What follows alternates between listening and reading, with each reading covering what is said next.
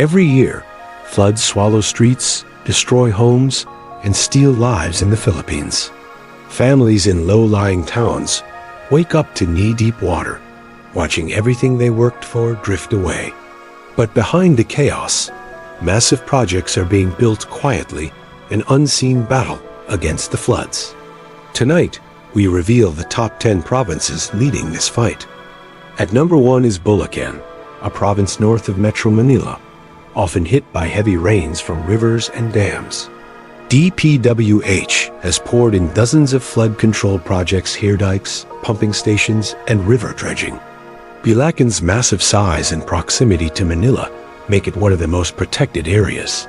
But will these projects be enough when typhoons hit harder than ever? Next is Cebu, the Queen City of the South.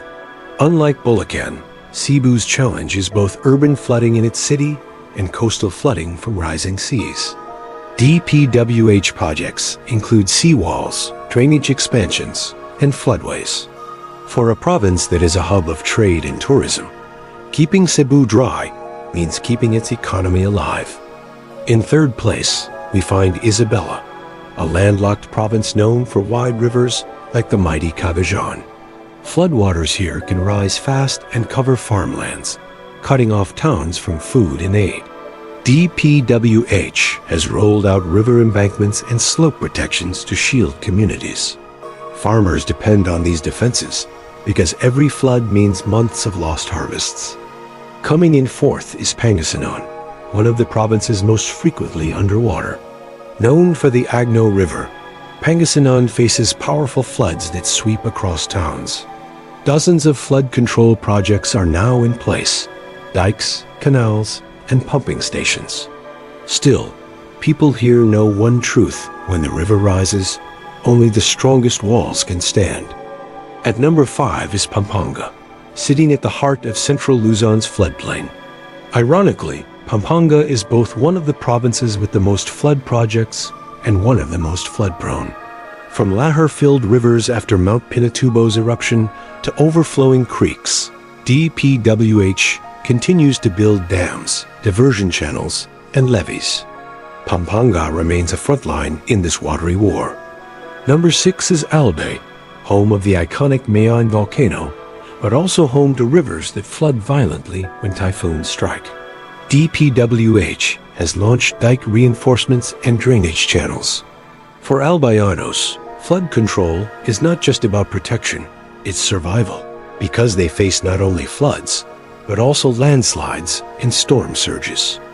7th on the list is Leyte, a province scarred by history with Typhoon Yolanda. Storm surges and torrential rains devastated Tacloban in 2013. Since then, DPWH has invested in flood walls, coastal dikes, and drainage systems. Leyte's projects symbolize resilience, proving that lessons from tragedy can lead to stronger defenses. At number 8, we have Tarlac, another central Luzon province cut by rivers draining from the mountains. Floodwaters from Tarlac can spill into Pampanga and nearby areas. To prevent this, DPWH is strengthening river embankments and expanding waterways. For residents, flood control is not just local, it protects the entire region downstream. 9th is Camarines Sur, often struck by typhoons sweeping from the Pacific. The Bicol River Basin is notorious for rising waters, swallowing fields and homes.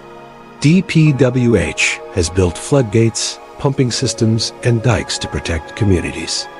Yet locals know one storm can undo years of progress, making vigilance their daily life. Finally, at number 10 is Ilocos Norte, a coastal province battered by storms and typhoons every year. Here, DPWH focuses on seawalls, drainage improvements, and river defenses. Protecting Ilocos Norte means protecting centuries-old heritage towns, farmland, and thousands of families along the coastlines. But here's the twist: the provinces with the most projects are not always the most flood-prone. According to studies, the most vulnerable places include Pampanga, Nueva Ecija, Pangasinan, and Metro Manila. This gap reveals a bigger challenge. How do we balance investments between areas with the most projects and those with the most risk? Take Metro Manila as an example. Billions have been spent on drainage and pumping stations, yet every heavy rain still turns roads into rivers. Meanwhile, Nueva Ecija, a landlocked farming province, often drowns under floods that ruin rice fields. These areas remind us that numbers don't always tell the full story. Flood control projects are not just about concrete and steel, they are about people. Every dike means a farmer can save his harvest. Every floodgate means a child can still go to school. Every pumping station means a family can sleep through a storm without fear. Behind every project lies a story of survival and hope. The fight against floods is far from over.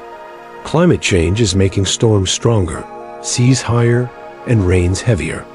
The DPWH projects are shields, but shields can break. The real question is, will we build fast enough before the next disaster strikes? If you found this story eye-opening, don't forget to like, share, and subscribe for more videos that matter.